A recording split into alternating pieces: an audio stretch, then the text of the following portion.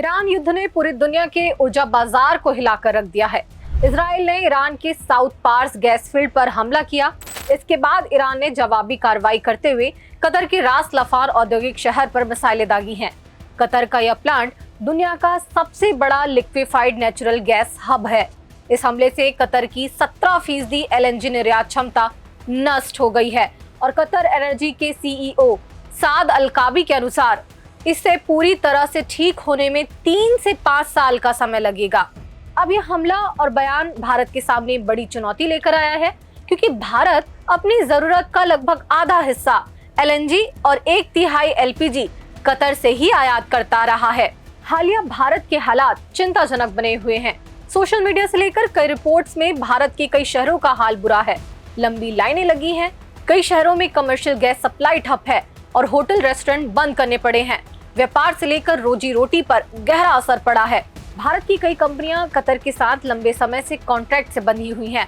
दूसरी तरफ कतर ने इस हमले के बाद फोर्स मेजर यानी आपात स्थिति में इस कॉन्ट्रैक्ट को रद्द करने की बात कही है। हालांकि भारत के लिए अच्छी खबर ये है कि कतर ने मेरे इस रिपोर्ट के कहे जाने तक भारत के संबंध में फोर्स मेजर लागू नहीं किया है। कतर में हुए इस हमले के बाद भारत के कई उद्योगों, उर्वरक संयंत्र और घरों की रसोई PNG LNG के लिए गैस की किल्लत आने वाले समय में देखी जा सकती है। दूसरी तरफ ग्लोबल मार्केट में हाहाकार मचने से गैस की कीमतों और फ्राइट रेट यानी माल भाड़े में बढ़ोतरी का असर भारत की अर्थव्यवस्था पर पड़ सकता है। अब ऐसे में सवाल उठता है कि कतर नहीं तो भारत के पास क्या है ऑप्शन। सबसे पहला विकल्प अमेरिका है, जो वर्ल्ड का सबसे प्रमुख LNG गैस निर्यात करने वाला देश है और सुरक्षित सप्लाई मुहैया कराता है। लेकिन भारत के लिए सबसे बड़ी चुनौती अमेरिका के साथ लंबी ज्योग्राफिकल डिस्टेंस है, जिससे फ्राइट रेट यानी कि माल भाड़ा काफी बढ़ जाएगा। दूसरा विकल्प है ऑस्ट्रेलिया। इसके पास तो विशाल LNG उत्पादन क्षमता है, लेकिन यहाँ से भी भारत का ज्योग्राफिकल डिस्टेंस सबसे बड़ी चुनौती है। मौजूदा समय में स्पॉट मार्केट में कीमत का भी असर पड़ सकता है। तीसरा विकल्प आता है UAE या ओमान। ये भारत के बेहद करीब है और कम माल भाड़े और कम खर्च में भारत को सप्लाई मुहैया करा सकता है। लेकिन स्ट्रेट ऑफ हॉर्मूज में ईरानी मिसाइलों द्वारा लगातार हो रहे जहाजों पर ड्रोन हमले फिलहाल मौजूदा हालात में सही नहीं दिखाई देते। अब ऐसे में अंतिम विकल्प है भारत का पुराना दोस्त और दुनिया का सबसे बड़ा गैस भंडार रखने वाला देश रूस, जो ऐसे वैश्विक हालातों पर भारत को डिस्काउंट रेट पर गैस सप्लाई दिला सकता है। लेकिन भारत अमेरिका ट्रेड डील ने इस पर संशय की स्थिति बना रखी है। दूसरा पहलू ये भी है कि रूस भारत की मदद तो कर सकता है, लेकिन पूरी तरह नहीं, क्योंकि रूस खुद ही 2022 से यूक्रेन के साथ युद्ध लड़ रहा है और उस दौरान जब कच्चे तेल की कीमतें आसमान छू रही थी, तब रूस ने भारत को सस्ते दामों पर तेल देकर भारत की मदद की थी। आज भारत के कुल कच्चा तेल आयात में रूस की हिस्सेदारी 30% से भी अधिक है। याद दिला दूं कि ईरान युद्ध से कुछ दिन पहले अमेरिका ने भारत से रूस से कच्चा तेल खरीदने पर प्रतिबंध लगाया था। फिर इस युद्ध के शुरू होने के बाद अमेरिका ने ही रियायत दी और कहा कि क्राइसिस के दौर में भारत अभी रूस से कच्चा तेल ले सकता है। लेकिन भारत के लिए नुकसान वाली बात ये रही है कि इससे भारत को पहले जो डिस्काउंट रेट में मिल रहा था वो खत्म हो गया। लेकिन फिर भी रूस से मदद तो मिल ही गई। लेकिन क्या गैस सप्लाई में भी ऐसा हो सकता है? इसका जवाब साफ नहीं है, क्योंकि रूस ने हालिया रिपोर्ट्स में ये कहा है कि वह एशिया, खासतौर पर भारत और चाइना को सपोर्ट करने के लिए यूरोप से LNG डाइवर्ट कर सकता है।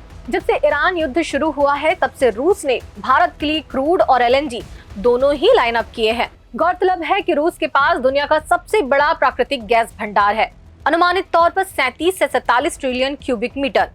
ये पूरी दुनिया की कुल गैस का करीब 20 से 24% है। रूस सालाना 650 से 700 बिलियन क्यूबिक मीटर गैस का उत्पादन करता है। लेकिन यूरोपीय संघ द्वारा रूसी गैस पर लगाए जा रहे कड़े प्रतिबंध 2027 तक पूरी तरह लागू रह सकते हैं, जिसके कारण रूसी राष्ट्रपति व्लादिमीर पुतिन अपने देश की गैस सप्लाई को यूरोप से एशिया की तरफ डाइवर्ट करने के लिए बेताब है। दूसरी बात तो यह है कि रूस के पास गैस तो भरपूर है, वह भारत को देना भी चाहता है, लेकिन कच्चे तेल और गैस की सप्लाई में एक बुनियादी फर्क है। जैसे कि कच्चे तेल को किसी भी सामान्य टैंकर में भरकर समुद्र के रास्ते लाया जा सकता है, लेकिन गैस को तरल यानी लिक्विफाइड नेचुरल गैस बनने के लिए भारी भरकम प्लांट और उसे ट्रांसपोर्ट करने के लिए खास तरह के जहाज की जरूरत होती है। और यही है रूस के साथ सबसे बड़ी अड़चन। एक और खास बात कि रूस से भारत तक कोई सीधी गैस पाइपलाइन नहीं है, जबकि चाइना के पास पावर ऑफ साइबेरिया पाइपलाइन है, जिसके तहत वो सीधे तौर पर रूसी गैस ले लेता है। लेकिन भारत को गैस केवल समुद्री रास्ते से ही मिल सकता है। इसके अलावा रशिया का अधिकांश गैस व्यापार उसके पाइपलाइंस पर ही निर्भर रहा है। कच्चे तेल व्यापार में तो कोई समस्या नहीं होती, लेकिन एलएनजी व्यापार क्षमता रूस की भी सीमित है, क्योंकि सर्दियों के समय में वह दूर तक गैस नहीं भेज सकता। उस दौरान आर्कटिक सागर की बर्फ काट कर निकलने वाले विशेष आइस क्लास एलएनजी टैंकर्स की रशिया के पास में भारी कमी है। भारत तक एलएनजी जहाज लाने का रास्ता भी काफी लंबा है, जैसे डिलीवरी में समय तो लगेगा ही, लेकिन शिपिंग कॉस्ट भी बढ़ जाएगा।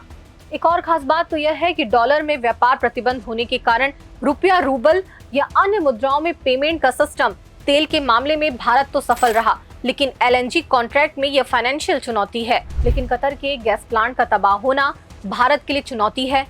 भारत के लिए अब डिसाइडिंग फैक्टर तो ये है कि भारत अपनी जरूरत और ऊर्जा संसाधन किसके सहयोग से पूरा करता है, किसके इशारे पर पूरा करता है। रूस से ज्योग्राफिकल डिस्टेंस जरूर है, लेकिन साझेदारी भी अहम हो सकती है, जो भविष्य के जरूरतों पर निर्भर करता है। बहरहाल सच तो यह है कि मौजूदा हालात को देखते हुए रातों रात किसी भी तरह की सप्लाई या मदद या डील किसी भी देश से पूरी तरह नहीं की जा सकती। भारत के वर्तमान हालात पर आपका क्या कहना है, हमें कमेंट्स के जरिए जरूर बताएं। इस वीडियो को शेयर करिए और द लेंस को सब्सक्राइब करना ना भूलें। मिलते हैं किसी और वीडियो में नए विषय के साथ। नमस्कार। देश दुनिया की रखी खबर हर रोज हर शाम कानो कान सुनते रहें द लेंस पॉडकास्ट। रही अपडेट लेंस के साथ।